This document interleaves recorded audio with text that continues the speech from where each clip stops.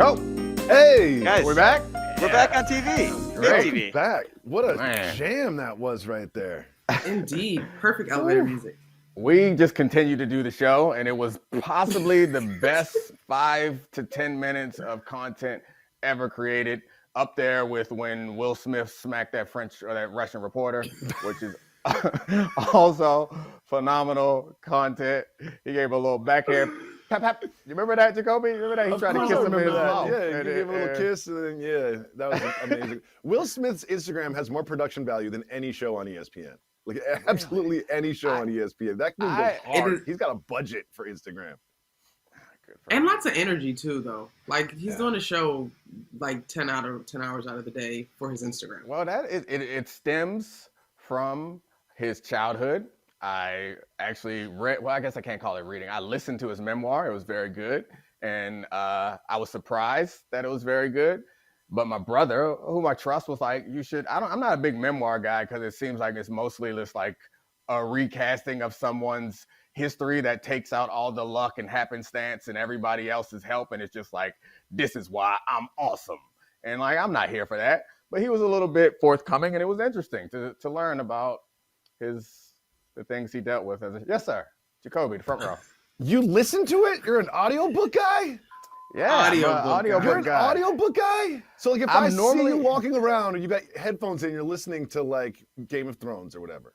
Nah, it's worse than that. So like I do actually like to read books. I read most of the time, but when I'm walking around, I go with podcasts more often than I go with music, which I know I should be ashamed of, but I mean, I listen to the music. I like it. It depends on the mood. Like the dangerous thing about listening to music is like it really highly influences the mood that I'm in.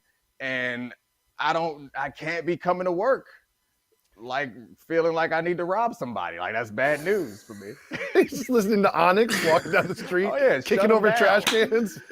I don't think you need to apologize for being a podcast dude over music. Because we work in TV and we gotta like know stuff. And like podcasts are great for little gems that people are like, oh, did you hear so-and-so? Plagiarized takes. Exactly. Yeah, we're all I heard this on a podcast. Let's go. Jacking some takes, boy. Jacking some. And the one take that I just stole inadvertently, I got called out for. Like I wasn't even like, I do get up, so I don't like watch First Take because it comes on right after. So I'm on First Take. And I say Micah Parsons should be in the MVP conversation. I'm like, this is a good take. This is right on the line. That it's just crazy enough that people are going to pay attention, but I could also support it. I'm like, this is a good take. Then Michael Irvin comes for me on the internet. He tweets at me like, yeah, I'm glad that you are bringing attention to the opinion that I had yesterday on First Take. I was like, why are you coming for me, playmaker? Michael Irvin. That's awesome. Playmaker? That's the perfect use of Twitter. Perfect use. Is it?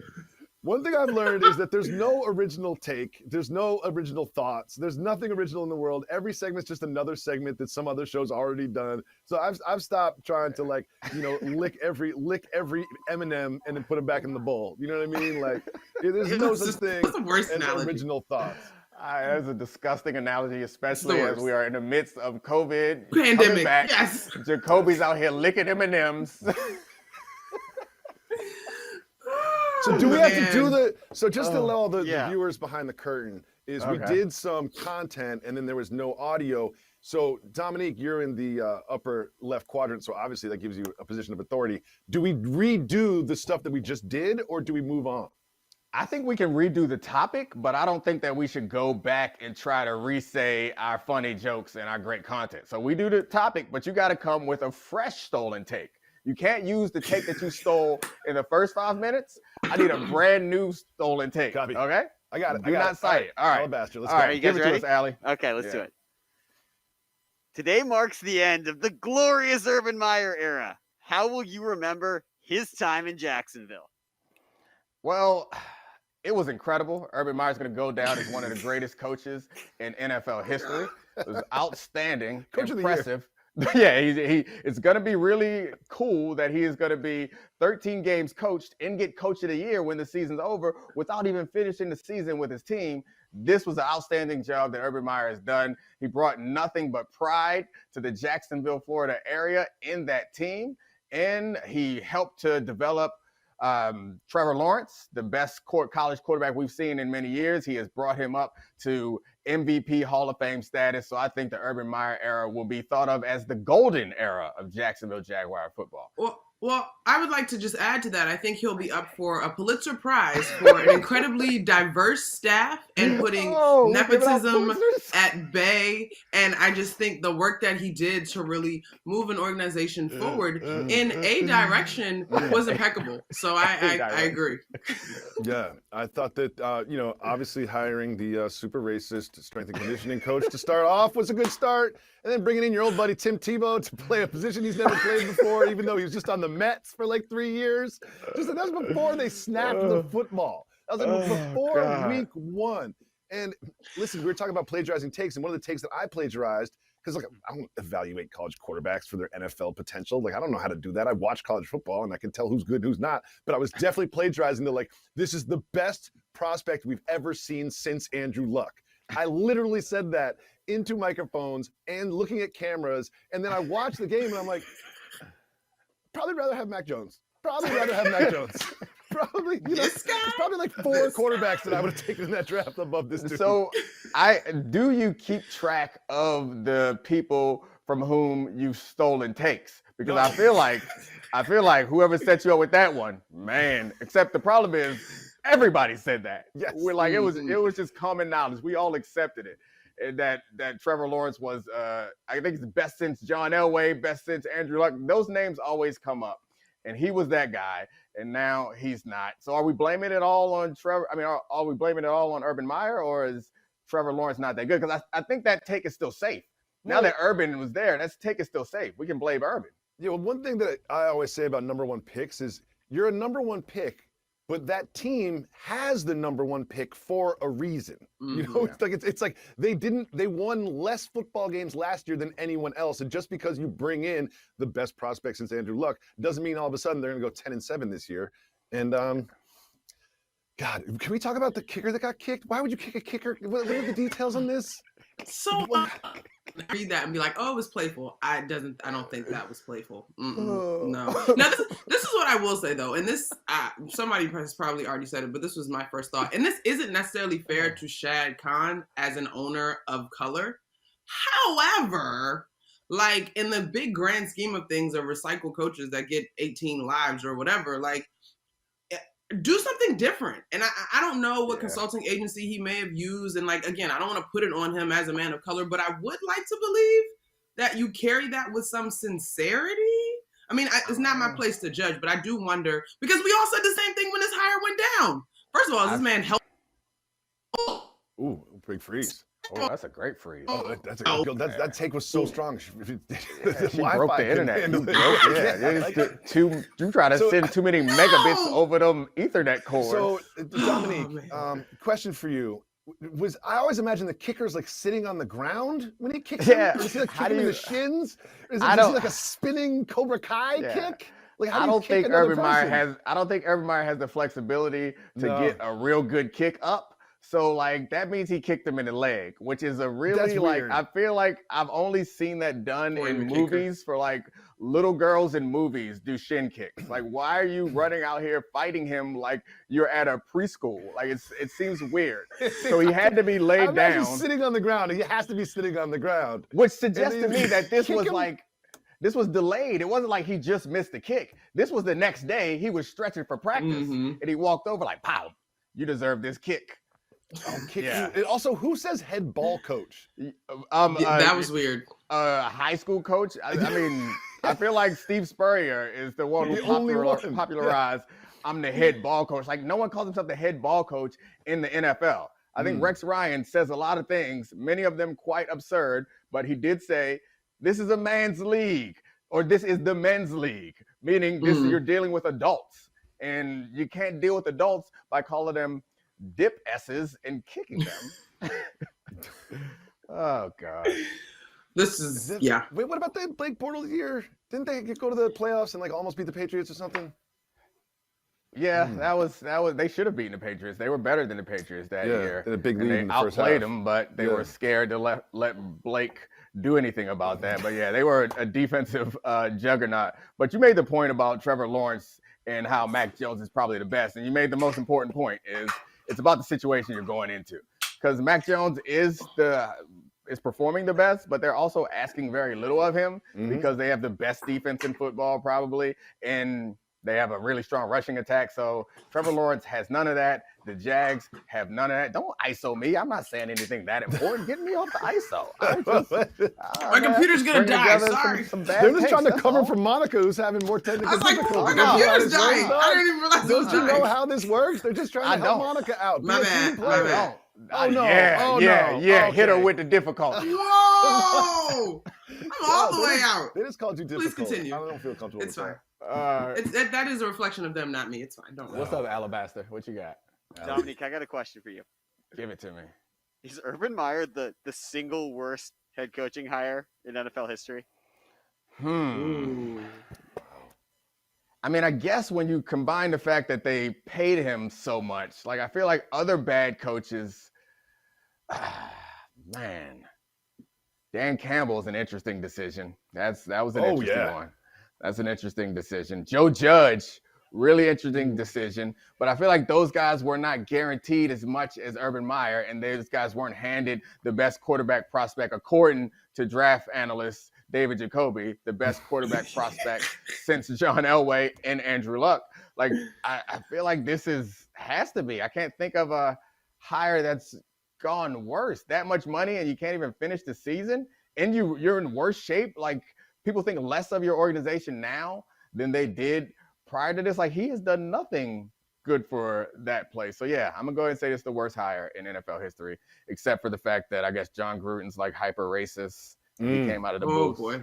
Yeah, I don't know. I think that they're all pretty bad hires. Every hire in the history of the NFL is a bad hire. I know how to fix this, though. I know how to fix this. Every hire? We know how to fix this. Condoleezza Rice. Remember when Condoleezza That's Rice was always with the Browns? That's always we just get Condi in there. I remember Get Condi that. in there. We're going to turn this around. The Browns Condi was up for with general that. manager and head coach and all types of stuff. I promise you one thing, is she's not going to embarrass you. I don't got Condi up in Condoleezza's draft house with people dancing all up on her with her hands missing. Like, yeah, Condoleezza, also a person who I'm not a huge fan of, but I would rather work for an organization that is being led by Alabama's own Condoleezza Rice than Urban Meyer.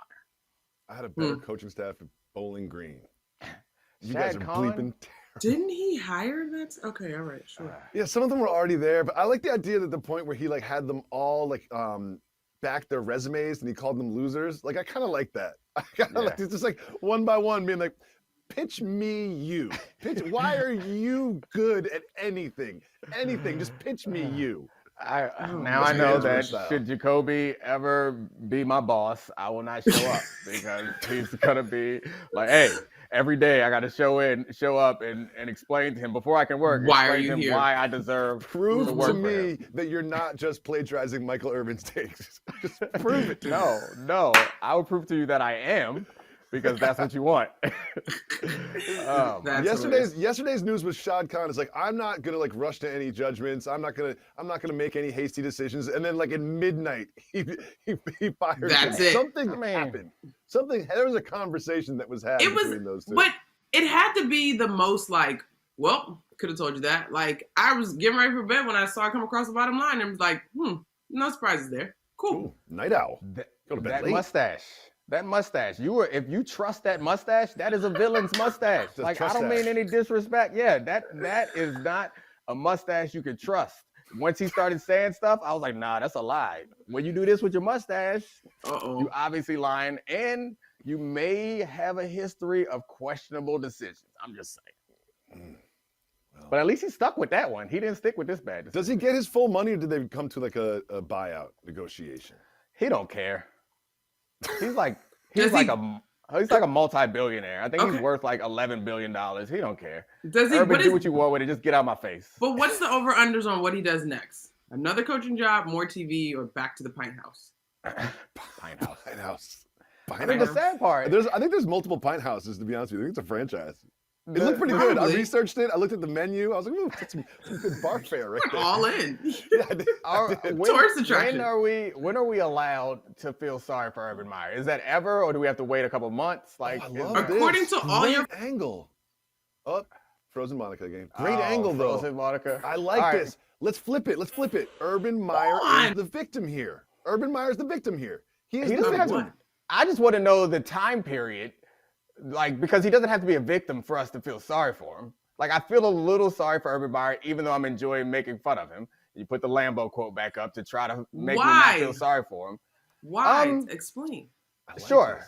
Go the other way. Because great zag. A few years ago, Urban Meyer was one of the greatest coaches in the history of college football. And then he had the scandal where he was hiding a domestic violence committer. Then it was like, oh, this is a problem. This could ruin from his perspective, this could ruin his reputation. Then he got out of there, lickety split. And then all we remembered was how good a coach he was. And then he came back to try to, I guess, reiterate how good or remind us how great a coach he was. And then he like showers himself in even more embarrassment. Like, I understand the same way that if I drive past a prison and I see the gates and all the barbed wire and the tiny little windows, I don't know what they did, but I still feel sorry for them. It's the same thing. Like, you got to live up in there. That's pitiful. I feel the same way about Urban Meyer. I'm sorry. Maybe it's too soon, but I have to say it. I said it. Monica, tell me why. So why much there. Monica, please. I think you speak for all of us when you say, okay, now on a human level, like, once lauded and celebrated to now like the butt of every jokes. Okay, sure. What other levels are there? We're humans, so we're on a human level. I don't know, because dude, because you're in a position of power and you refused to adjust, right? Like, you just mentioned this contract this man got. Everything that got us to this point, you did. So you gotta take responsibility for that. And at this point, I'm not sorry for you. Sorry. Here's a question. I don't disagree with any of that. Will this funk stick? Like, when we look at Urban Meyer, will we just forget about this, or will the funk stick? Like, no one remembers Rick Pitino being a bad coach with the Celtics, but he was. Because he went to college and was really, really successful. Yeah, so this funk is going to stick. I think, no, the funk is going to stick. It's a sticky funk. It's the last taste rule. That's it. Like, if you go to a restaurant and the last bite you have is gross, you're going to remember that restaurant is gross. Like a movie. If the final scene is terrible, it doesn't matter how good they set up everything else, the movie's terrible. So his final scene, it's a stinky funk. Is it a final scene, though? I don't think I think this is I'm with Jacoby on this. I think the funk stinks in the NFL. I don't think the funk stinks in college. Well, okay, so first of all, funk stink. The question is not whether the funk stinks or not, it's whether the funk sticks. Sticky funk. Funk stinks. Funk stinks. Sticky funk. Sticks. If I ever played baseball, I would name my bat the Funk Stick. Oh, yeah. I like that. Yeah, there's like 7 dispensaries named the Funk Stick right now. Booming. Okay, I'm tired of talking about this. Can we move on? Okay, yeah, you're the boss. Get us up. All right, guys. Sorry. To be clear, I don't feel sorry for Urban Meyer. I was just asking when we can. That's all. We can't. I feel a little sorry for him. I'm sorry. Never. All right, next one. All right, got a real brain buster for you guys. Real thought-provoking football question. Uh-oh. Who has more to prove tonight? The Chargers or the Chiefs? That's what we're doing? Yeah. That's what we're doing. Gets my snowmen going. This is a good topic. Oh, those are snowmen? Yeah, they're little. Okay, answer it. Answer it since you got your snowman shaking. I think it's the Chiefs, personally. Really? I do. I really went back and forth on this one because it's like, oh, the Chargers haven't done it. Like Herbert, blah, blah, blah, blah, blah. Nice. But I think it's the Chiefs. Take right there. That was really good. Really good analysis, too. I love that. The best part about that is everyone who's watching knows exactly what you mean. I mean, you're saying all the stuff that people are saying that they've heard 30 times already, and that Jacoby's about to say anyway because he heard it on a podcast when he was walking in today. Oh, yeah. This is clearly you know what? This is inevitable. The Chiefs are going to win the AFC again. It's inevitable. Yeah. It's absolutely inevitable. It's over. The Chiefs are going to win the AFC. It's happening. Put them in the Super Bowl. I agree with you. And I mean, tonight, who has the most to prove? I mean, I think it has to be the Chargers. Like, the Chiefs have some track record for us to point to in recent history of going to the Super Bowl, winning Super Bowl. And in recent history, they've won 6 in a row. I think their defense in the last 6 or 7 weeks is the best in the NFL. Patrick Mahomes is able to go off against the Raiders only, but he still shows the ability to go off. And it's like, this is not a new team. They have all the same players just about. Sadly, they have all the same coaches, which is an embarrassment to this league for a number of reasons, but they have the same coordinators and the same head coach. So I don't see why anybody would think that they have anything to prove. The Chargers, on the other hand, lost to the Broncos, who no one thinks is a real contender, got lucky and beat Cincinnati pretty much because Chase decided to bat a ball back into interception territory. Excuse me, and they beat the Giants. So, like, if anyone has anything to prove, it's the Chargers, who seemingly can't stop the run despite being very talented on defense. I hear you on all that, but I think as the Chiefs are back on their way to getting to wherever we all thought the Chiefs were supposed to be, I just think it matters. I think it matters more than maybe.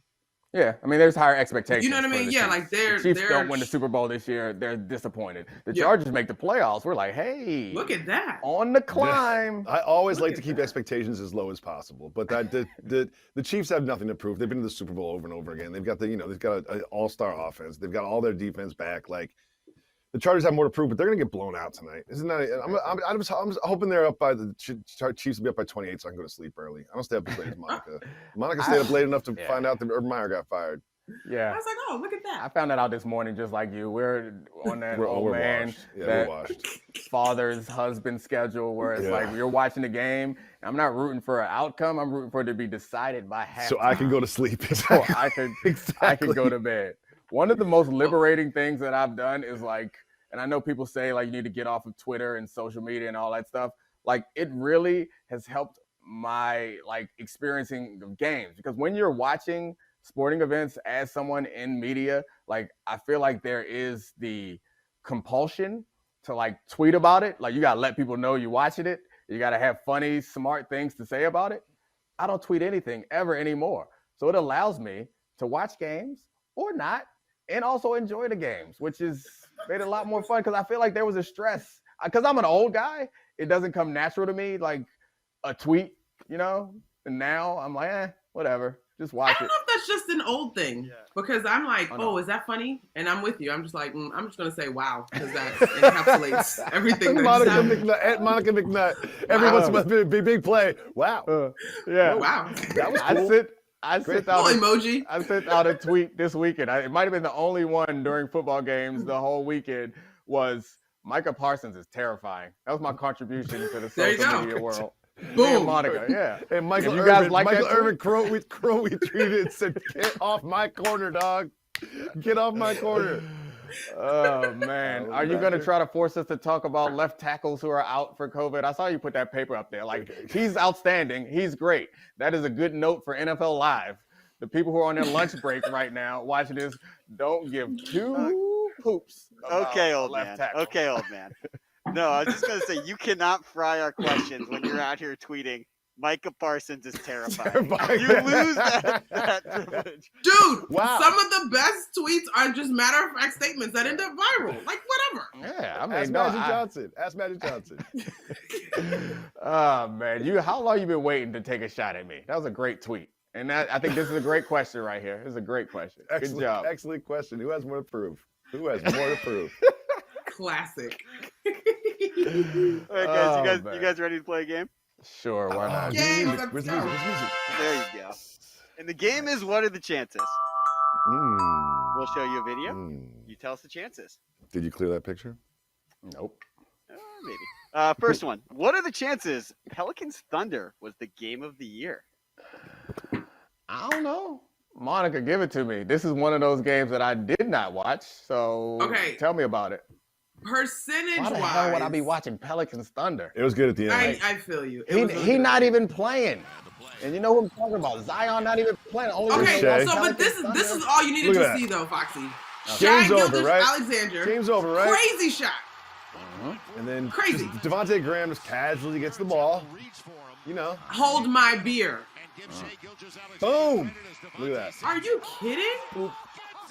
Oh, yes. I should have watched this. So that I could tweet out this. Wow. This is the reverse Urban Meyer. Whereas I'm sure everything that happened up into this game was meh, but they ended it like this. And now we're like game of the year. It's the reverse Urban Meyer. Because, well, no, it's not the reverse Urban Meyer. Because Urban Meyer, yes, it's the reverse Urban Meyer's career. Because I got you. He had a lot of success, and then that final shot. Wah, wah, wah. Wow, wow, wow. All right, percentage of this was game of the year. 2.5% precisely for me. These teams stink. The finish was excellent. And thus my game of the year hopefully will be between good teams. There you go. Yes. The Warriors-Suns game was much better than this. I'm going to put this at 2% that this was the game of the year. But I will say that there was a news story about the Pelicans that they're going to be buyers at the trade deadline. It's like, well, why? Like, you fighting to lose in the play-in tournament? Like, they're really bad. They're really bad. I'll go 1% for all the reasons you stated. And that has to be like some sort of like negotiating tactic, right? Like they aren't actually, I mean, who are they building around? What are they building towards? Or is this just David Griffin like trying not to get fired? I don't know. Monica, I don't get it. Ben Simmons for Brandon Ingram. If you're the Sixers, do you do it? Y'all just gonna cut me out? Like I don't know who these people are? Like I never watched this because I ain't watched this one doo-doo basketball game. I'm just distributing the rock. I'm distributing the rock. I didn't watch this one doo-doo basketball game. No, I'm with it. I'm with it. And that's kind of crazy to think about, but I'm with it. Here's the other spin to that though. Can Ben Simmons be the centerpiece in New Orleans? Like smaller market, healthy for his mind, whatever. Well, I think that Zion Williamson is the centerpiece, and I also, oh God, I'm about to make a Zion Williamson shame joke. I can't do it. But go ahead. I was going to do a centerpiece pun, but I can't pile on Zion the way that he piles on the plays. I can't help myself. When can we start to feel sorry for Zion? When does that happen? Oh no. Never? We still can't do that yet either? Well, no, see, I do feel sorry for Zion. All right, that's my new question. This is my new corner. Every time something comes up, when can we feel sorry for them? That's my move. Every question. 1%. Give it to me. Oh, there you go. I feel sorry for Zion now, though. Yeah, I mean, it can't be game of the year if I didn't watch it or tweet that something was terrifying. Winner. I do that trade. Terrifying. I do that trade, Jacoby, and Philly looks crazy with that. Anyway, continue. All right, next one. What are the chances Micah Parsons is terrifying? All right. Well, I mean, obviously 100%.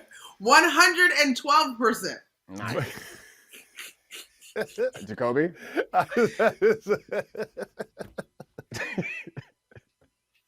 Micah Parsons is terrifying. I gotta find the tweet. It won't be that hard. I don't tweet it often. Seems like a great guy. Not terrifying at all. Not terrifying whatsoever. Put it on a shirt. I mean, we mean in the football context, Jacoby. What do you mean? Seems like a lovely young man. I'm not scared of Micah Parsons. Not on the football field. Well, his mom can cook too. Also, wait. Whoa. His mom can cook too? Yeah, didn't she cook in the Hard Knocks thing? I think they had everybody over. I'm pretty sure it was his mom. God, cooking for a football team that's terrifying. I mean, you gotta be confident. Okay, that's you gotta be real confident. Like, 55 300-pound men come over to eat. Nuh-uh. I don't know if it was everybody. Well, maybe they cool all kids. aren't 300 pounds, Jacoby. Jeez. All right. You take that personal, Foxy? Don't take it personal. Yeah, I did. You can be 212 pounds. We appreciate your slight. I'm 295. I wish I was 212 I wish I was pounds. I played at 175 my whole career, and that took work. Oh man. Yeah. But Must now, be nice. apparently, it's a lot easier to put weight on. It's really frustrating. One of the reasons being old stinks. Too. Being old is great. He didn't even write down my 0%. Come on, Alabaster. Get that blue pen. How 0%. How big is that marker? Wait, what's the marker budget on this program? Let me see that thing again. That's a gigantic marker. It's a quality Sharpie. Is that a sponsorship? We need to know. Alabaster's definitely like tagging up the bathroom. Oh, the little hand. Little hand. Micah Parsons said, convinced people in Dallas cannot drive. That was 18 hours ago, Micah. So, not happy. Matter of fact tweets. So, that's the way to go. I'd be terrified if Micah Parsons decided that he didn't like the way I was driving. I just pull over. I see Micah's car, let him pass. All right, guys, we got one more. What are the chances? What are the chances you're starting to feel bad for Dominique? I do, but I do The like this answer is though, no. Dominique. I think that Urban Meyer is a victim, and I do. Okay. You're a victim. Wow. I'm being sabotaged. I'm being sabotaged here. What are the chances you're starting to feel sad for Dominique? 0%. Yeah, 0% for me too. And no reason to feel sorry for me. Yeah. What are the chances that you're happy for Alabaster? That's what I want to know, because Alabaster gets roasted by me on a regular basis, and then he makes jokes that no one laughs at. You guys weren't here for the last couple of shows. That's where this is coming from. So I am 100% happy for Alabaster, because you made 2 right there, and they landed. Good for you. Great work, Alabaster. Great work, Alabaster. Negative 0.12%. I gotta admit, I was fed those jokes by other producers. Hey, way to go, that's the theme of the show. Yeah, we're all about plagiarism here at Debatable today. Don't worry about it. Take credit. Take credit. I'm gonna take Will Smith's his biography or autobiography and just Control F replace. Did he read it? Is it his voice? Yeah, it's his voice. Okay. Was it funny? Yeah, it was all right. I mean, I'm happy I listened to it. I wouldn't have wanted to read that. Got it.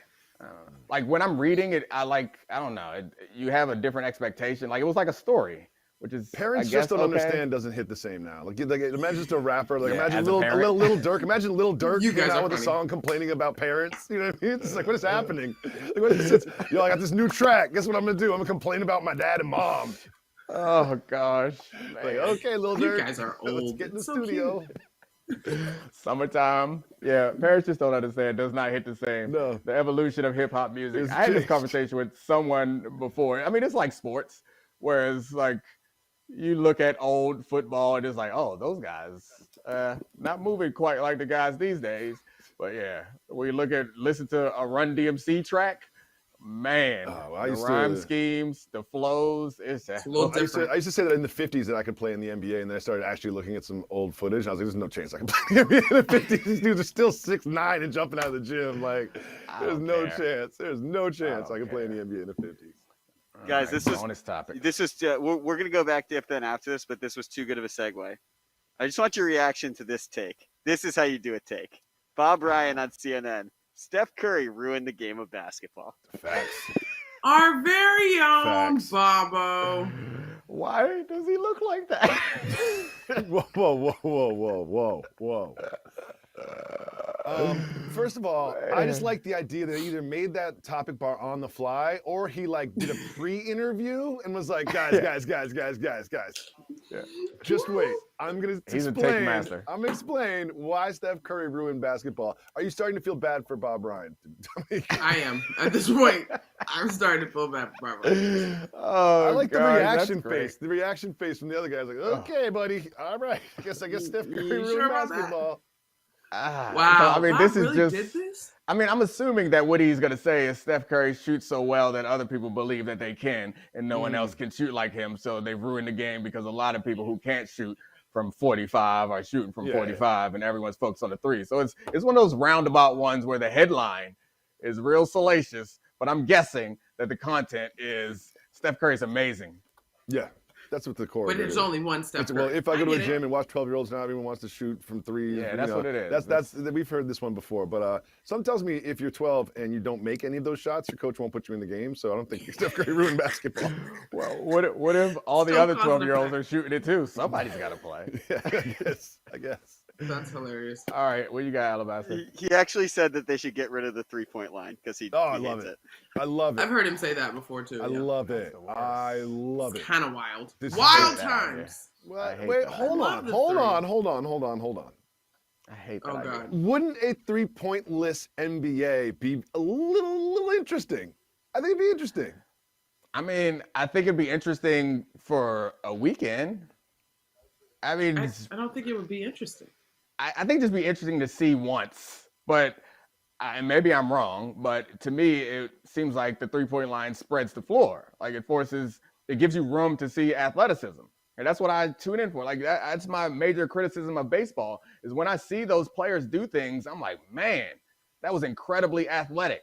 But it happens once every 4 games, like a diving catch or something like that happens once every 4 games. I don't want to live in an NBA where we get less of that athleticism, or I wouldn't be living in it. I don't want to watch an NBA. I don't want to live in a world where I have to watch an NBA that is less athletic.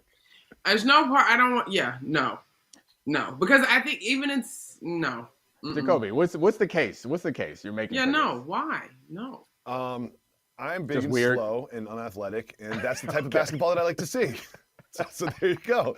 I want to see the Patrick Ewing. But you would just dump it to him in the post, watch him do an up and under. Get a little Kevin McHale, Patrick Ewing, Joel Embiid. All of a sudden is the MVP. Rim protection is highly touted. We're not just shooting threes all the time.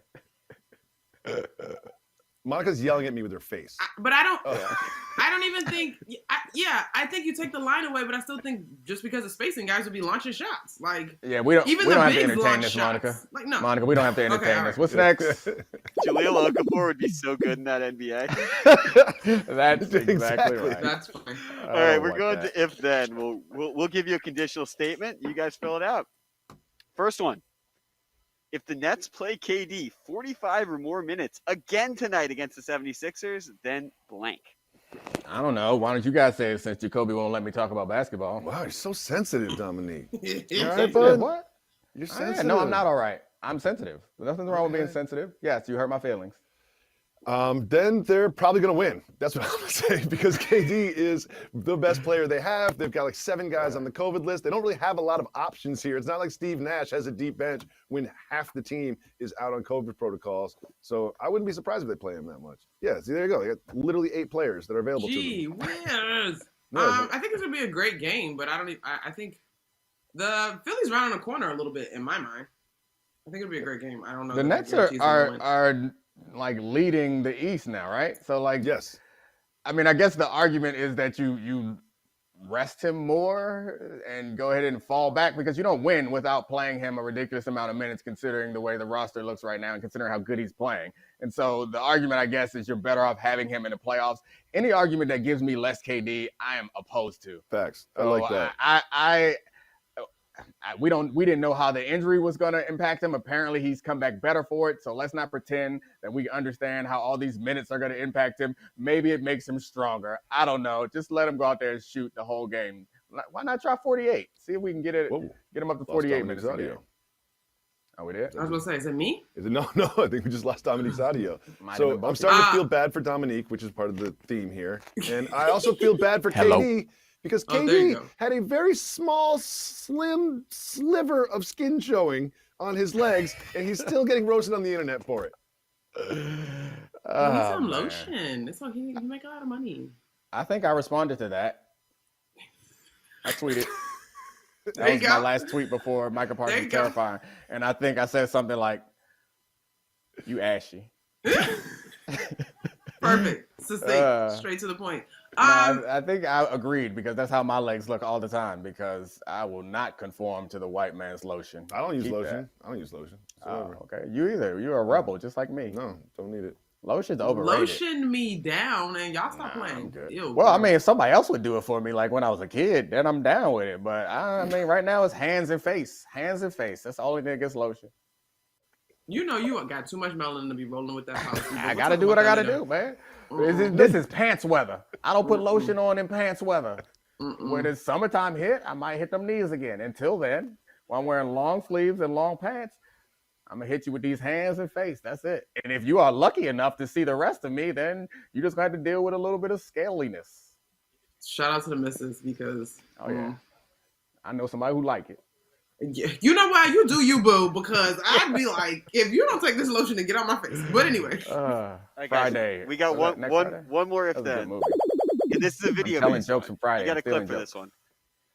If this is the future of the running back position, then blank. I saw this. I know what we're going to see. Yeah, I saw this. I did. I saw it. Boom. Oh, hey, baby. Is this Derrick Henry flashbacks? How old? Zion looks great out there. I knew it. That is not okay. Look at that great blocking, though. Like, first of all, shout out to, I think that was number 12. Can you run that back? Look at the blocking, right? Just watch this. Everyone's focused on the running back here, but look at this. Look at this blocking by number 22 here. Boom. Let me explain. Boom. 22 over here. Boom. Get in his way. Stay away from my guy. Look at that blocking. He's blocking 4 people. That is great blocking, but let me explain something to you as a former defender. Sometimes you want to get blocked. And that seemed like a situation where you are looking for a blocker. You are trying to get hung up on a blocker real bad. Oh. Alabaster, you must have been really mean to Alabaster yesterday. Nah, I'm not mean to Alabaster. I love him. He is coming for me today, though. He wins this round. He's got that one man. on deck. He's just got it on deck. Right, I was going to say that was It's ready. his screensaver on his phone. That's what he looks at every day when he wakes up. It's like, let me remind myself that he is a man. He can be beaten. I do think, though, that while we all watch that and we enjoy it for all the reasons that it is enjoyable, the parents should be charged. Like, these people should not be on the same field doing anything together.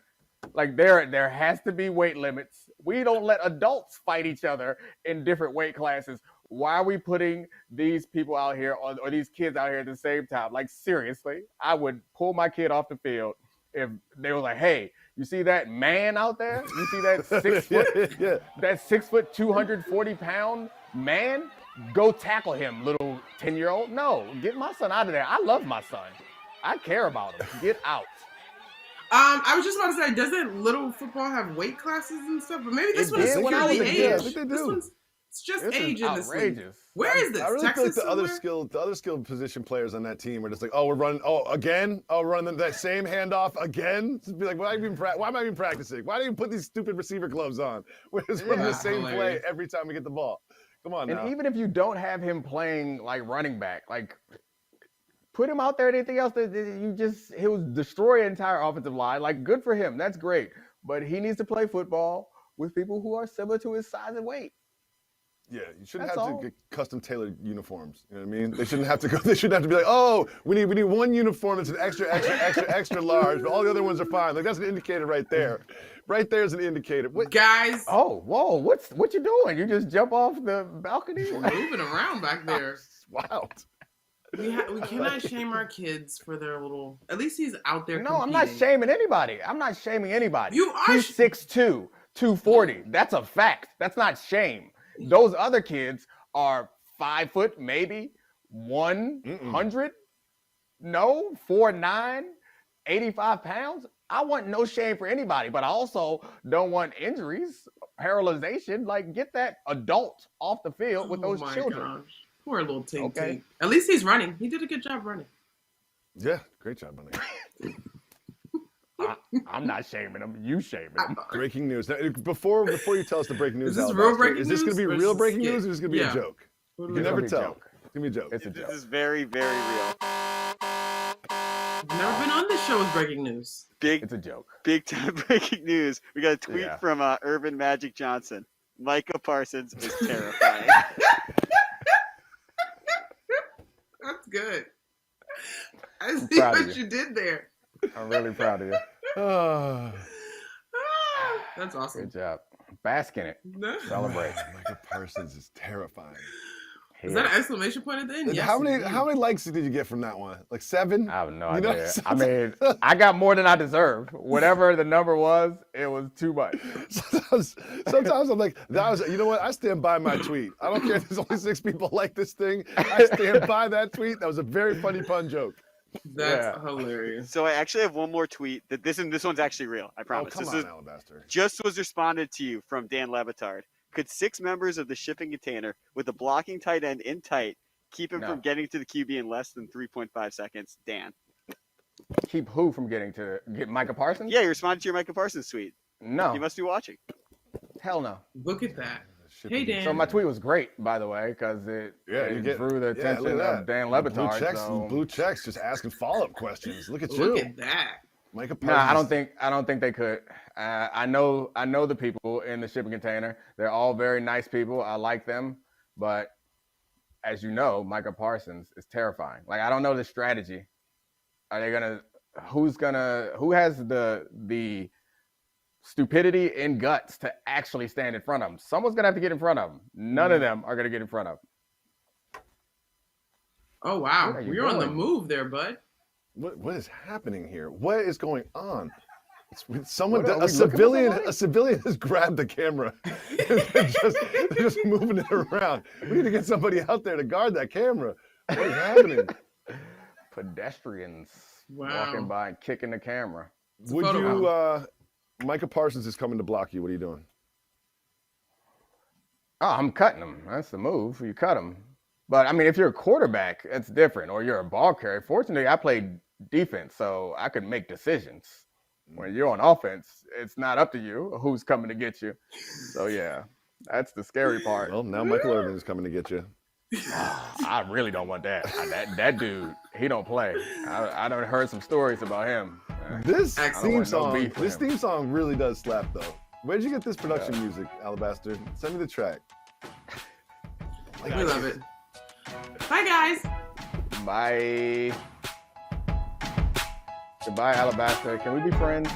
Those are good jokes today. Yeah, well, I'm proud of you. You earned my respect today, Alabaster. Love you, Dominique. I don't think he's being love honest. You more. I don't think he's being honest. Yeah, he's probably not. But that's no, you're not being honest.